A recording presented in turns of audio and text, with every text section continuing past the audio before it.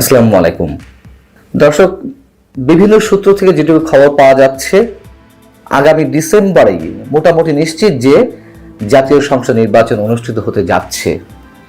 পাশাপাশি এ প্রশ্ন উঠছে যে নির্বাচনটা কি ডক্টর মোহাম্মদ ইউনূস সরকারের অধীনেই হবে নাকি এর মাঝে অন্য কোনো সরকার আসবে। খুবই যুক্তিসঙ্গত প্রশ্ন।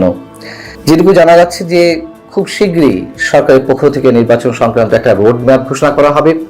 রাজনৈতিক দলগুলোর বহুমুখী চাপ তো ছিল সরকারের উপরে যে এই বছরের মধ্যে নির্বাচন অনুষ্ঠানের, কিন্তু আমরা তো নানান ধরনের টালবাহানা দেখছিলাম নির্বাচনকে প্রলম্বিত করতে।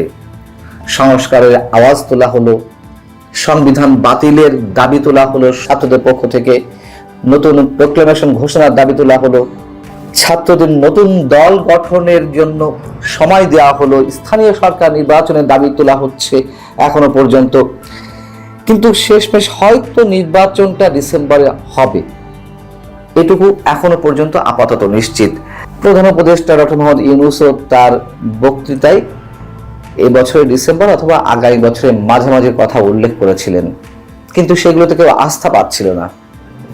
যখন সেনাপ্রধান গত 25শে ফেব্রুয়ারি রাজধানীর রাওয়া ক্লাবে একটা অনুষ্ঠানে অনেক ধরনের ইঙ্গিতপূর্ণ বক্তব্য দিলেন, হানাহানি, কাটাকাটি, মারামারি থেকে দূরে থাকতে তিনি আহ্বান জানালেন সবার প্রতি এবং সতর্ক করে দিলেন।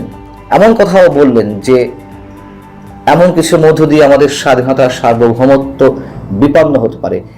তখন থেকে মোটামুটি একটা ক্লিয়ার মেসেজ যেমন সাধারণ মানুষের মাঝে পৌঁছালো, সরকারের মধ্যেও সম্ভবত মেসেজটা পৌঁছে গেছে, যার কারণে এখন যেটি জানা যাচ্ছে যে না, ঠিক আছে, নির্বাচন ডিসেম্বরেই হবে।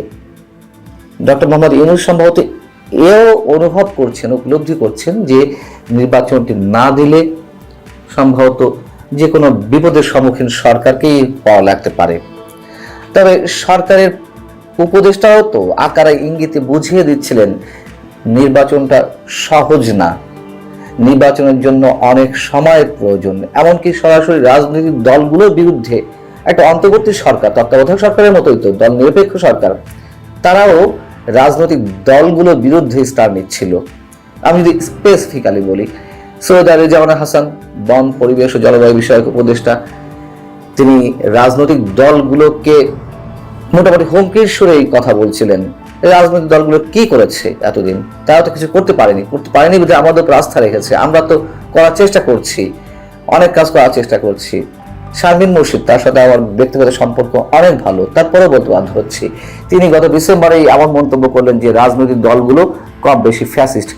রাজনৈতিক দলগুলো স্বৈরাচারী মনোভাব পোষণ করে, স্বৈরাচারী আচরণ করে, ফ্যাসিস্ট মানসিকতা পোষণ করে, সব ঠিক আছে, কিন্তু দিন শেষে তো তাদেরকেই দেশ চালাতে দিতে হবে।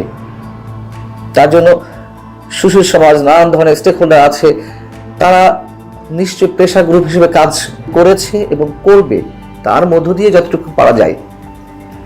এখন বিষয় হচ্ছে যে সেনাপ্রধান জেনারেল ওয়াকারুজ্জামানের যে বক্তব্যটি সাধারণ মানুষের মাঝে নানানভাবে খুব গুরুত্বপূর্ণ হয়ে উঠল, সেই গুরুত্বটা সরকারও খানিকটা উপলব্ধি করেছে, যেটা এর আগে বলছিলাম। সেই জায়গা থেকে কয়েকদিন আগে প্রধান উপদেষ্টা প্রেস সচিব তিনি মন্তব্য করে বসলেন। এর আগে তিনি বলেছিলেন যে 2026 জুনে হতে পারে, প্রধান উপদেষ্টা বক্তব্য খনন করে বলেছিলেন। সেখানে তিনি মার্চে চলে এলেন যে না, ওটা প্রতিকূল আবহাওয়ার ওই সময়টা মার্চে হতে পারে। এখন এসে সম্ভবত তাদের টনক নড়েছে যে ডিসেম্বরে নির্বাচন দেওয়া ছাড়া কোনো গত্যন্তর নেই। তার কারণ আলটিমেটলি সেনাপ্রধান যে বক্তব্য দিয়েছেন তার একটি অংশতে এমন মন্তব্য ছিল যে তার উপরে মানুষ আস্থা রাখতে চেয়েছিল এবং তিনি সেই কমিটমেন্ট দিয়েছিলেন। কিন্তু এই পাশাপাশি আরো একটু প্রশ্ন তুলতে চাই, ছাত্রদের প্ল্যান কি তাহলে ভেস্তে যাবে?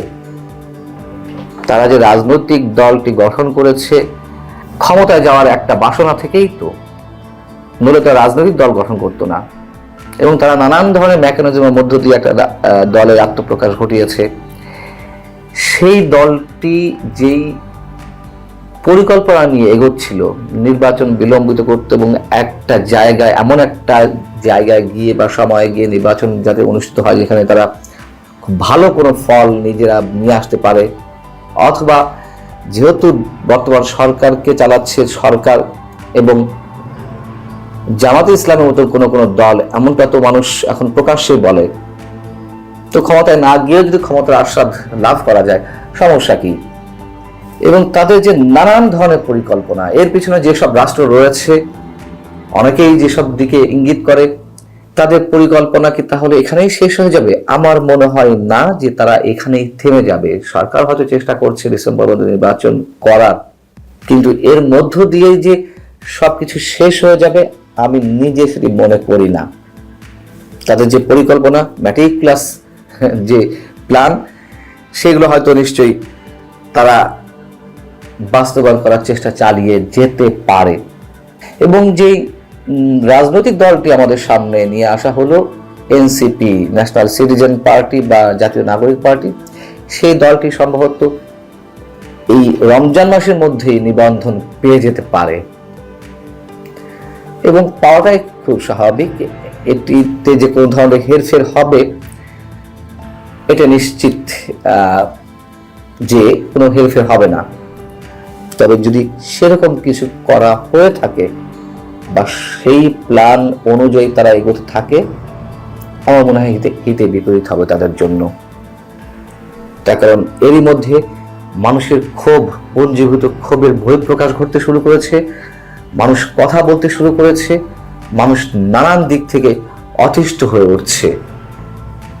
পাশাপাশি অর্থনৈতিক অবস্থা তো এর সঙ্গে জড়িয়ে রয়েছেই। দিনকে দিন অর্থনৈতিক অবস্থা খারাপের দিকে যাচ্ছে, বিদেশি বিনিয়োগ একেবারে বন্ধ হয়ে আছে।